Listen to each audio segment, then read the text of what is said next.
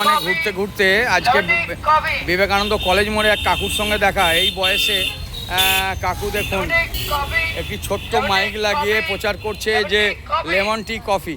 তো ওনার কাছে দেখুন কফি রয়েছে, লেমন টি রয়েছে, তো উনি সার্ভ করছেন দেখুন। হ্যাঁ, তো ওনার কাছ থেকে আমি একটু জেনে নেবো। আচ্ছা, আপনি আপনার বয়স কত হবে কাকু? বয়স 67 বছর। আচ্ছা, আপনি সকালে কখন থেকে কখন পর্যন্ত এই সার্ভিস দেন?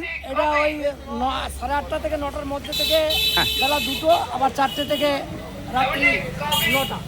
দেখুন, রাত্রি 9টা পর্যন্ত উনি এই সার্ভিস দেন। এই বয়সে 67 বছর বয়স।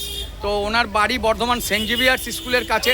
তো উনি এই দোকানের সামনে সামনে এইভাবে যান, যারা ডাকে তাদের ডাকে সাড়া দিয়ে উনি চা কফি দেন। তো আমার দেখে খুব ভালো লাগলো যে উনি এই বয়সে নিজের কর্ম করে, মানে কারু প্রতি কোনো ভরসা না রেখে নিজেই নিজের কর্ম করে যাচ্ছেন। তো আজকে এই মুহূর্তে দিলীপদার দোকানে ওনার সঙ্গে দেখা আমার। তো কাকু, এই কাজটা করছেন, এইটা করে আপনি নিজের সুস্থ আছে, নিজের শরীর খুব সুস্থ আছে এবং বিভিন্ন লোকের সাথে আপনার পরিচয় ঘটছে।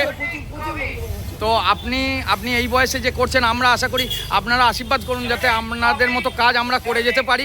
আপনি স্বাধীনভাবে এই কাজ করছেন।